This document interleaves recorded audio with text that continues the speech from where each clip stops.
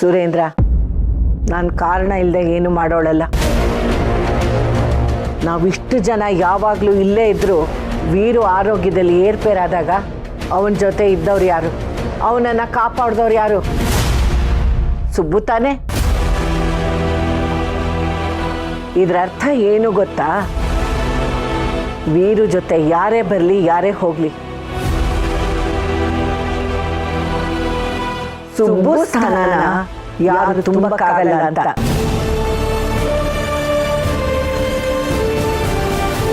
ದೇವರು ಕೆಲವು ಸಂಬಂಧಗಳನ್ನು ಗಟ್ಟಿಯಾಗಿ ಬೆಸೆದು ಬಿಡ್ತಾನೆ. ಎಷ್ಟೋ ಸಲ ನಾವೇ ಬೇಡ ಅಂದರೂ ಆ ಸಂಬಂಧನ ಬಿಟ್ಕೊಡಕ್ಕಾಗೋದಿಲ್ಲ. ಈಗಲೂ ನಮ್ಮ ಯಜಮಾನರು ವೀರು ಮನಸ್ಸಲ್ಲಿರೋ ಹಾಗೆ ಸುಬ್ಬು ಮನಸ್ಸಲ್ಲಿ ವೀರು ಯಾವಾಗಲೂ ಇರ್ತಾನೆ. ಸಮಯ ಸಂದರ್ಭಗಳು ಏನೇ ಇರಲಿ, ಅಡ್ಡಿ ಆತಂಕಗಳು ಏನೇ ಬರಲಿ, ಕಡೆಗೆ ನಾವೇ ಬೇಡ ಅಂದರೂ ದೇವ್ರು ಬೆಳೆದಿರೋ ಸಂಬಂಧನ ಅಷ್ಟು ಸುಲಭವಾಗಿ ಕಡಿದು ಹಾಕಕ್ಕಾಗೋದಿಲ್ಲ. ಈ ಮಾತು ಯಾವತ್ತೂ ನೆನಪಿರಲಿ.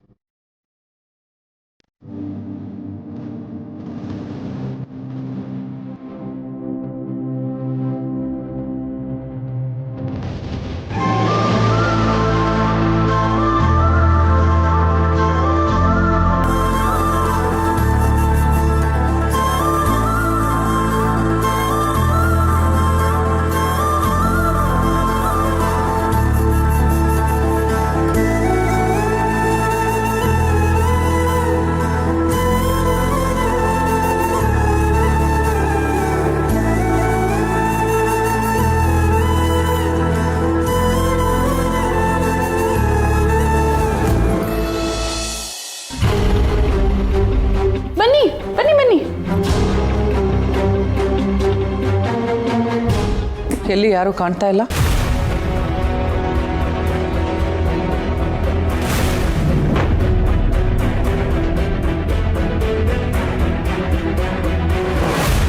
ಹೇಗಿದೆಯಾ ವಿಶಾಲ್?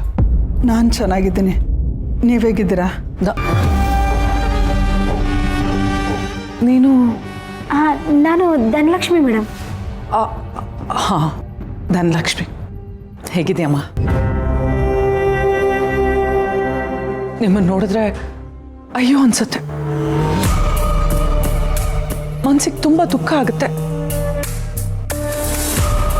ಮಕ್ಕಳು ಮದುವೆ ನಿಂತೋದ್ರೆ ಹೆತ್ತವ್ರ ಹೊಟ್ಟೆಗೆ ಕೆಂಡ ಹಾಕ್ದಂಗಾಗುತ್ತೆ. ಇವ್ರು ಯಾಕೆ ಇಲ್ಲಿವರೆಗೂ ಬಂದು ಈ ಥರ ಮೊಸಳೆ ಕಣ್ಣೀರು ಹಾಕ್ತಿದ್ದಾರೆ? ಉದ್ದೇಶ ಇಲ್ಲದೆ ಈ ಥರ ಇವ್ರು ಬರೋರೇ ಅಲ್ಲ. ಎರಡೂ ಮದುವೆ ಅದ್ದೂರಿಯಾಗಿ ನಡಿಬೇಕಿತ್ತು, ಆದರೆ ಹೀಗಾಗೋಯ್ತು. ನನ್ನ ಮನೇಲಿ ನನ್ನ ಮಗನ ಮದುವೆ ನಿಂತೋಯ್ತು, ನಿಮ್ಮ ಮನೇಲಿ ಅವ್ರ ಮಗನ ಮದುವೆ ಆಗೋಯ್ತಲ್ಲ ಅತ್ತೆ. ಮದುವೆ ನಿಂತಿದ್ದು ನಿಮ್ಮ ಮಗಂದಷ್ಟೇ, ಅವ್ರ ಮಗಂದಲ್ಲ. ಅವ್ರ ಮಗನ ಮದುವೆ ಆಗಿದ್ದು ಆಯ್ತು, ಮನೆಗೆ ಸೊಸೆ ಬಂದಿದ್ದು ಆಯ್ತು. ಇಲ್ಲಿ ನೋಡಿ ತಾಳಿ.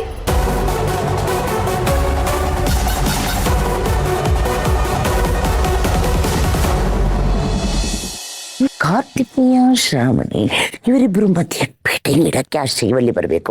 ಇಷ್ಟೊತ್ತಾದ್ರೂ ಬರ್ಲಿಲ್ವಲ್ಲೋ ಅವಳು, ಎಲ್ಲೋ ಹಾಳಾಗೋದ್ಲೋ ಏನೋ. ಅವನು ಏನ್ ವಿಷಯ? ಏನ್ ಅರ್ಜೆಂಟ್ ಆಗಿ ಕರೆದ್ರಲ್ಲ? ಅಲ್ಲ, ಯಾರಿಗೂ ಗೊತ್ತಾಗ್ದಿರೋ ತರ ಬಾ ಅಂತ ಅಂದ್ರಲ್ಲ, ಏನಾಯ್ತು? ಏನ್ ವಿಷಯ?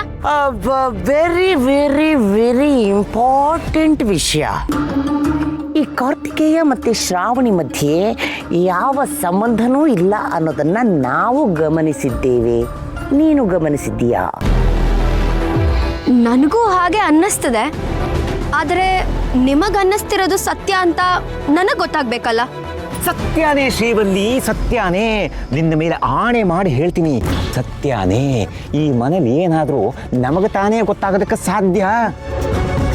ಅವರಿಬ್ರು ಒಂದೇ ರೂಮಲ್ಲಿದ್ರು, ಒಂದೇ ಮಂಚ ಇದ್ರೂ ಅವರಿಬ್ರು ಒಟ್ಟಿಗೆ ಮಕ್ಕಳದೇ ಇಲ್ಲ.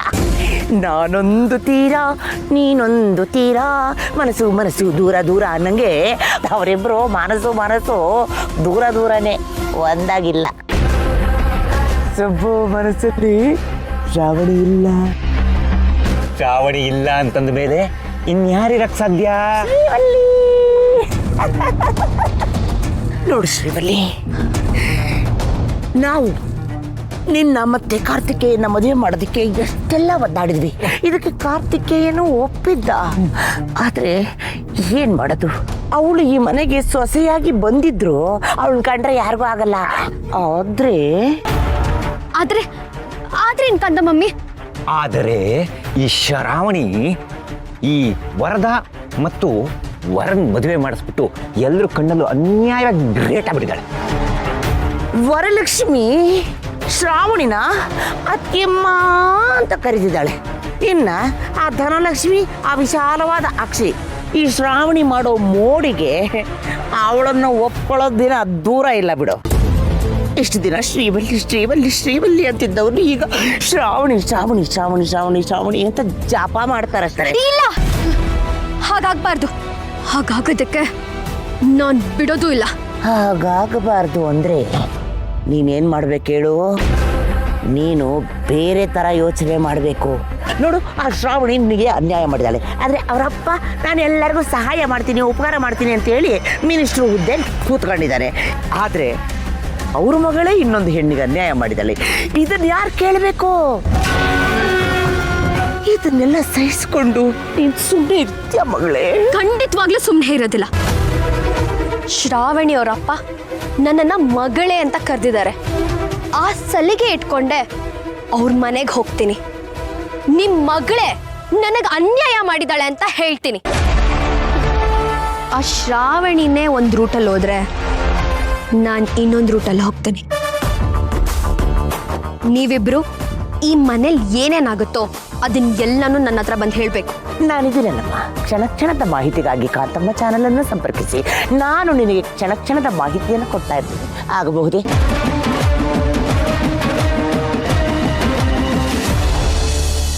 ಅಕ್ಕ, ನನ್ನ ಮಾತು ಕೇಳು. ತಲೆ ಕೆಟ್ಟೋಗ್ತಿದೆ, ಸುಮ್ಮನಿರು. ಎಲ್ಲಿಗೆ ಹೋಗ್ತಿದ್ಯಾ? ಅದು ಅತ್ತೆ, ಇಲ್ಲಿಗೆ ಬರೋ ಗಡಿ ಬಿಡಿಲಿ ಬಟ್ಟೆನೆಲ್ಲ ಮನೇಲೆ ಬಿಟ್ಟು ಬಂದಿದ್ದೀನಿ. ಸ್ವಲ್ಪ ಕಾರಲ್ಲಿದೆ, ಇನ್ನು ಕೆಲವು ಮನೇಲಿದೆ. ಅದಕ್ಕೆ ಹೋಗಿ ಎಲ್ಲ ಬಟ್ಟೆನೂ ತರೋಣ ಅಂತ. ಬೇಕಾಗಿಲ್ಲ, ನೀನ್ ಎಲ್ಲಿಗೂ ಹೋಗಕ್ ಬೇಕಾಗಿಲ್ಲ ನನಗೆ. ಈ ಮನೆ ಸೊಸೆ ಆಗ್ಬೇಕು ಅಂತ ಎಷ್ಟು ಹಠ ಮಾಡ್ಕೊಂಡು ಕತ್ತು ಮುಚ್ಚಿ ಹೋಗಿ ಮದುವೆ ಮಾಡ್ಕೊಂಡು ಬಂದ ಮೇಲೆ ಬಾಯಿ ಮುಚ್ಕೊಂಡು ಇಲ್ಲೇ ಬಿದ್ದಿರ್ಬೇಕು. ಈಗ ಯಾಕೆ ಅಲ್ಲಿಗೆ ಹೋಗೋದು? ಯಾಕೆ ಹಿಂಗೆ ಮಾತಾಡ್ತೀಯಿಂದ? ಅವಳಿಗೆ ಹಾಕೊಳಕ್ ಬಟ್ಟೆಗಳು ಬೇಡವಾ? ಉಟ್ ಸೀರೆಲ್ಲ ಇಲ್ಲಿಗೆ ಬಂದಿದ್ದಾಳೆ, ಬಟ್ಟೆಗಳು ತರಲಿಲ್ಲ ಅಂದ್ರೆ ಅವ್ಳು ಏನು ಮಾಡಬೇಕು ಪಾಪ? ಶ್ರಾವಣಿ ಅಮ್ಮವರು ಮದುವೆ ಮನೆಯಿಂದ ನೇರವಾಗಿ ಇಲ್ಲಿ ಬಂದ್ಬಿಟ್ಟಿದ್ದಾರೆ. ಅವ್ರು ಯಾವ ಬಟ್ಟೆನೂ ತಂದಿಲ್ಲ ಕಡೆ. ನಿಂದು ಯಾವ್ದಾರ ಬಟ್ಟೆ ಇದ್ರೆ ಕೊಡುಕಂದ ಅದನ್ನೇ ಹಾಕೋತಾರಂತೆ. ಪಾಪ, ಅವತ್ತು ಶ್ರಾವಣಿಗೆ ಎಷ್ಟು ನೋವಾಗಿರ್ಬೋದು. ಅವಳು ಅನುಭವಿಸಿದ ನೋವು ನನಗಿವತ್ತು ಅರ್ಥ ಆಗ್ತದೆ. ಇಲ್ಲ ನೋಡು, ಕೆಳಗಿನ ಮನೆನೇ ತವ್ರ ಮನೆ.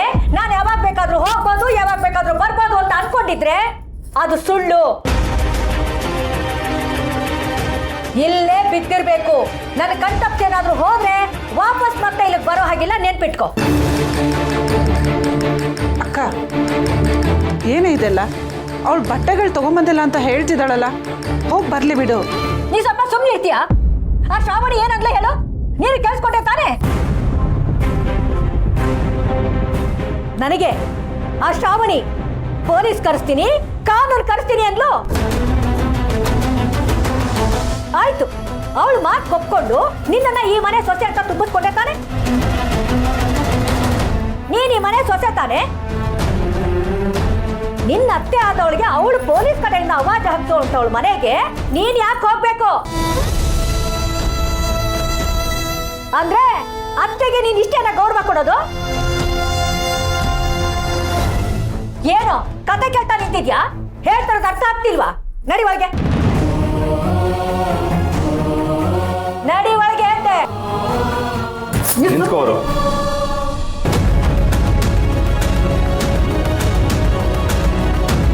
ಅದು ನಿಂತವ್ರ ಮನೆ. ಹೆತ್ತವ್ರ ಮನೆ ಹೋಗಿ ಬರ್ಬೇಕಾಗಿರೋದು ಪ್ರತಿ ಹೆಣ್ಣಿನ ಕರ್ತವ್ಯ. ಕರ್ತವ್ಯ ಅಷ್ಟೇ ಅಲ್ಲ, ಅದು ನಿನ್ನ ಹಕ್ಕು ಕೂಡ. ನಿನ್ನ ಹಕ್ಕನ್ನು ಇಲ್ಲಿ ಯಾರೂ ಕಿತ್ಕೊಳ್ಳಲ್ಲ. ನಿನಗೆ ಇಲ್ಲಿ ಎಲ್ಲರ ಮೇಲೆ ಗೌರವ ಇದೆ ಅಂತ ನನಗೆ ಗೊತ್ತು. ಹಾಗಂತ ಇಲ್ಲಿ ಯಾರ ಮೇಲೂ ಭಯ ಪಡೋ ಅವಶ್ಯಕತೆ ಇಲ್ಲ. ನಿನ್ನ ಜೊತೆ ನಾನಿರ್ತೀನಿ, ನೀನು ಹೋಗ್ಬಾ.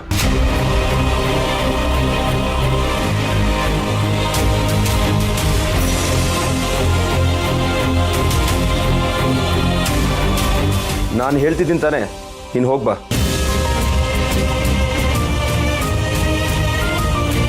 ಹೋಗುವರ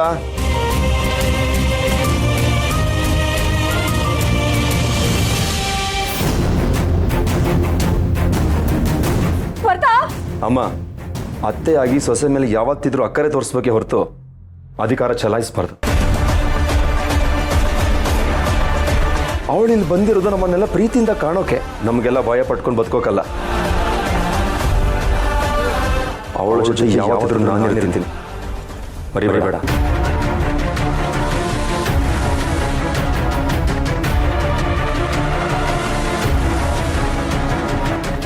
ಓಹೋ, ಯಾವತ್ತಿದ್ರೂ ಜೊತೆಗಿರ್ತೀಯಾ? ನಾನು ನೋಡ್ತೀನಿ ಕಣು, ಅದು ಹೇಗಿರ್ತೀಯ ನೀನು ಅಂತ. ನೀನು ಬೆಳಗ್ಗೆ ಹೋದರೆ ಆಫೀಸ್ಗೆ ಸಂಜೆ ಬರ್ತೀಯ. ಅಷ್ಟು ಟೈಮ್ ಸಾಕು ನನಗೆ ಅವಳ ಹೆಡೆ ಮುರಿ ಕಟ್ಟಕ್ಕೆ. ನೀನೇನೋ ನಿರ್ಧಾರ ಮಾಡಿ ಹೀಗೆ ಬಂದ್ಬಿಟ್ಟೆ. ಆದರೆ ನೀನು ಸೊಸೆಯಾಗಿ ಬಂದಿರೋ ಈ ಮನೆ ನರಕ ಆಗಿದೆ. ಅದು ನಿನ್ನ ಕಣ್ಣಿಗೆ ಕಾಣ್ತಿಲ್ವಾ ಶ್ರಾವಣಿ?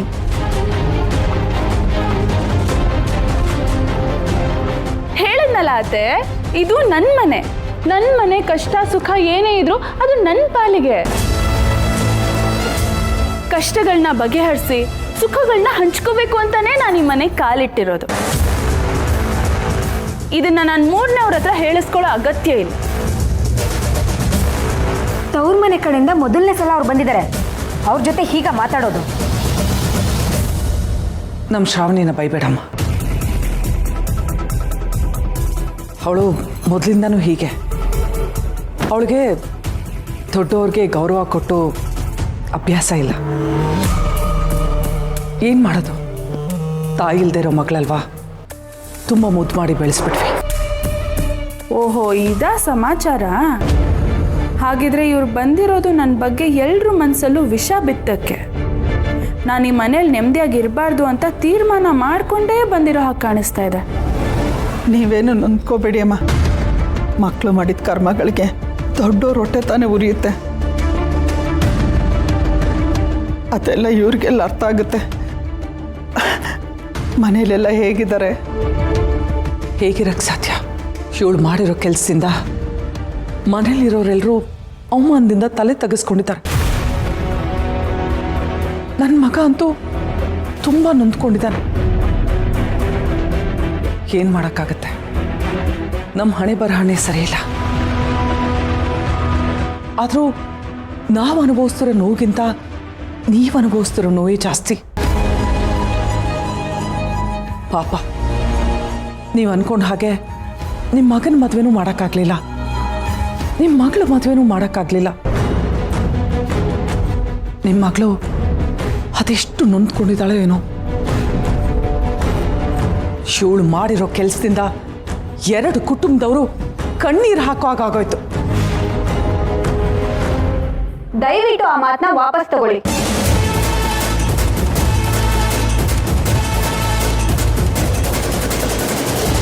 ಶ್ರಾವಣಿ ಈ ಮನೆಗೆ ಬಂದಿರೋದು ಕಣ್ಣೀರು ಒರ್ಸಕ್ಕೆ. ಆದರೆ ನಾವುಗಳೇ ಅವಳನ್ನ ಅರ್ಥ ಮಾಡ್ಕೊಳ್ದೆ ಅವಳ ಮೇಲೆ ಕೂಗಾಡಿ ಅವಳ ಕಣ್ಣಲ್ಲಿ ನೀರು ಬರ್ಸಿದೀವಿ. ಆದರೆ ಅವಳು ಪ್ರೀತಿನ ಗೆಲ್ಸಿದ್ಲು. ಅದು ಅವಳ ಪ್ರೀತಿನೇ ಆಗಿರ್ಬೋದು, ಇಲ್ಲ ನನ್ನ ಪ್ರೀತಿನೇ ಆಗಿರ್ಬೋದು. ಏ ವರ, ತಲೆ ಕೆಟ್ಟಿದ್ಯಾ? ಏನು ಮಾತಾಡ್ತಿದ್ಯಾ? ನಿಜನೇ ಹೇಳ್ತಿದ್ದೀನಿ ಅಕ್ಕ. ಶ್ರಾವಣಿ ನಮಗೋಸ್ಕರ ಏನೆಲ್ಲ ಮಾಡಿದಾಳೆ ಅದನ್ನೇ ಹೇಳ್ತಾ ಇದ್ದೀನಿ. ಇಷ್ಟೆಲ್ಲ ಸತ್ಯ ಗೊತ್ತಿದ್ರು ಕೂಡ ನೀವುಗಳು ಇವ್ರ ಜೊತೆ ಸೇರಿ ಮಾತಾಡ್ತಿದ್ದೀರಲ್ಲ. ಇವತ್ತು ನಾನು ನನ್ನ ಪ್ರೀತಿಸಿದವ್ರನ್ನೇ ಮದುವೆ ಆಗಿದ್ದೀನಿ ಅಂದರೆ ಅದಕ್ಕೆ ಶ್ರಾವಣಿನೇ ಕಾರಣ. ಶ್ರಾವಣಿಯಿಂದ ಈ ಮನೆಗೆ ತೊಂದರೆಗಳಾಗಿದೆ ನಿಜ, ಆದರೆ ಅವಳು ತಪ್ಪಾದ್ರೂ ಏನಿತ್ತು? ಈ ಮನೇಲಿ ಇಷ್ಟೆಲ್ಲ ಆಗತ್ತೆ ಅಂತ ಅವಳು ಯೋಚನೆ ಕೂಡ ಮಾಡಿರ್ಲಿಲ್ಲ ಅಂತ ನಮ್ಮ ಹತ್ರ ತುಂಬಾ ಸರಿ ಹೇಳ್ಕೊಂಡಿದ್ದಾಳೆ. ಆದ್ರೆ ನಾವ್ ಯಾರು ಅವಳ ಮಾತಿಗೆ ಬೆಲೆನೇ ಕೊಡ್ಲಿಲ್ಲ. ಆದ್ರೆ ಅವಳು ಈ ಮನೆಗೆ ಬಂದ್ಮೇಲೂ ಅವಳು ಖುಷಿಯಾಗಿರೋದನ್ನು ಮರೆತು ನಮ್ಮ ಖುಷಿಗೋಸ್ಕರ ಒದ್ದಾಡ್ತಿದ್ದಾಳೆ. ಇವಳು ನಮ್ಮನೆ ಮುದ್ದಿನ ಸೊಸೆ ಅಂತ ನಾನು ಹೆಮ್ಮೆಯಿಂದ ಹೇಳ್ಕೊಂತೀನಿ.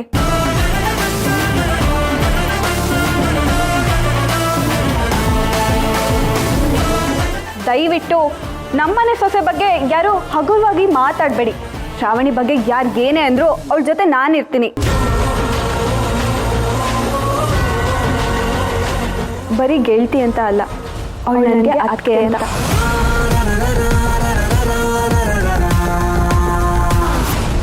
ಬಂದು ಇಷ್ಟು ದಿನದಲ್ಲೇ ಇಷ್ಟೆಲ್ಲ ಮಾಡಿಬಿಟ್ಲಾ? ಇವ್ರ ಮನೆಯವರೆಲ್ಲ ಗೋಳಾಡ್ತಾ ಕೂತಿರ್ತಾರೆ, ಶ್ರಾವಣಿ ಬಗ್ಗೆ ಇಲ್ದೇ ಇರೋದೆಲ್ಲ ಹೇಳಿ ಇವ್ರ ಮನೆಯಲ್ಲಿ ಬೆಂಕಿ ಹಚ್ಬೋದು ಅಂತ ಅನ್ಕೊಂಡಿದ್ದೆ. ಆದರೆ ಇಲ್ಲಿ ಪರಿಸ್ಥಿತಿನೇ ಬದಲಾಯಿಸಿದಾಳಲ್ಲ.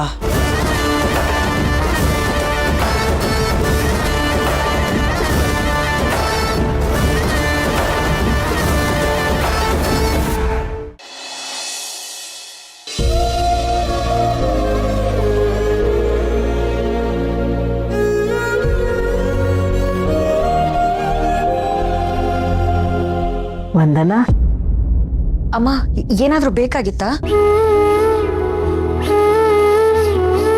ಏನು ಯೋಚನೆ ಮಾಡ್ತಾ ಇದ್ದೀಯ? ಯಾಕಿಷ್ಟು ಮಂಕಾಗಿದೀಯ?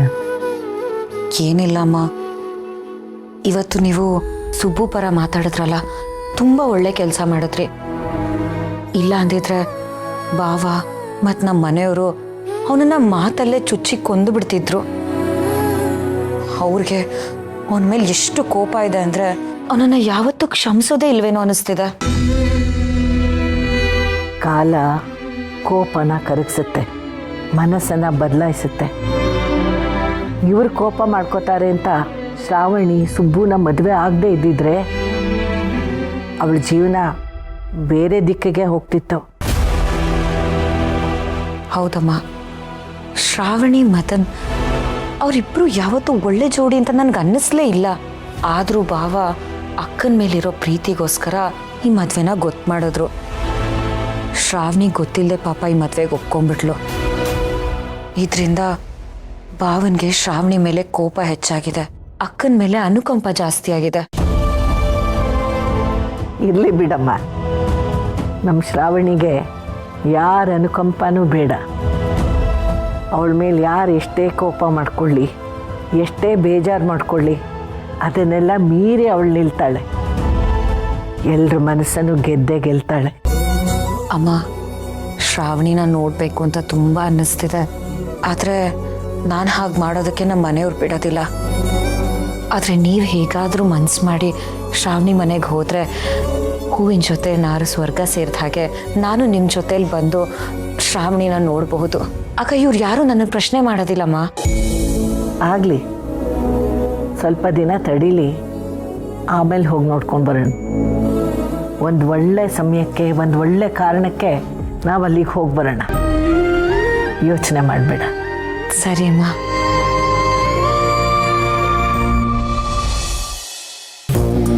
ಅಯ್ಯೋ ಅತ್ತೆ, ನಿಂತ್ಕೊಂಡಿದ್ದೀರಲ್ಲ, ಕುತ್ಕೊಳ್ಳಿ, ಬನ್ನಿ. ವರ ಜೊತೆ ಮಾತಾಡ್ತಾ ಹಾಗೆ ನಿಂತ್ಬಿಟ್ರಲ್ಲ. ಅಷ್ಟು ದೂರದಿಂದ ಎಷ್ಟು ಪ್ರೀತಿಯಿಂದ ನಮ್ಮ ಮನೆವರೆಗೂ ಬಂದಿದ್ದೀರಾ. ಕುತ್ಕೊಂಡು ಸ್ವಲ್ಪ ಹೊತ್ತು ಮಾತಾಡೋಣ ಬನ್ನಿ. ನಾನು ಕಾಫಿ ತಗೊಂಡ್ಬರ್ತೀನಿ. ಬೇಡ, ನಿಮ್ಮನ್ನೆಲ್ಲ ನೋಡ್ಕೊಂಡು ಹೋಗೋಣ ಅಂತ ಬಂದೆ ಅಷ್ಟೇ. ನಾನು ಇಲ್ಲಿಗೆ ಬಂದಿದ್ದು ಯಾರಿಗೂ ಹೇಳಕ್ಕೆ ಹೋಗ್ಬೇಡಿ. ನನ್ನ ತಮ್ಮನಿಗೆ ಇವಳ ಮೇಲೆ ಇನ್ನೂ ಸಿಟ್ಟು ಹೋಗಿಲ್ಲ. ನಾನಿಲ್ಲಿ ಬಂದಿದ್ದೆ ಅಂತ ಅವನಿಗೆ ಗೊತ್ತಾದರೆ ಅವನು ತುಂಬ ಬೇಜಾರು ಮಾಡ್ಕೊತಾನೆ. ನಾನೇನು ಬರ್ತೀನಿ.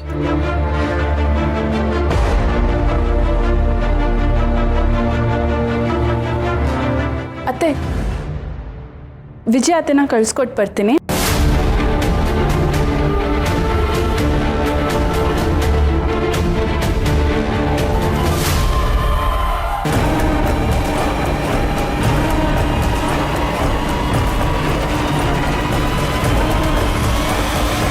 ಒಂದು ನಿಮಿಷ.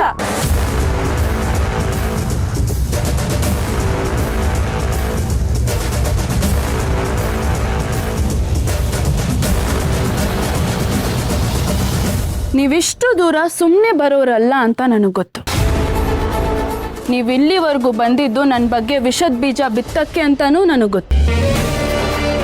ಇಷ್ಟೆಲ್ಲ ಆದ್ಮೇಲೂ ನಾನು ಸುಮ್ಮನೆ ಇದ್ರೆ ಅದಕ್ಕೆ ಅರ್ಥನೇ ಇರಲ್ಲ. ನಾನು ಈ ಮನೆ ಒಳಗೆ ಸೇರೋದು ಬಂದಾಗಲೇ ಛಲ ಧೈರ್ಯ ಅನ್ನೋದು ನನ್ನ ಮನಸ್ಸೊಳಗೆ ಬಂದಾಯ್ತು. ಇನ್ನೇನೇ ಇದ್ರು ಸೇರಿಗೆ ಸವಾ ಸೇರ್ಕೊಳ್ಳೋದಷ್ಟೇ ನನ್ನ ಗುರಿ.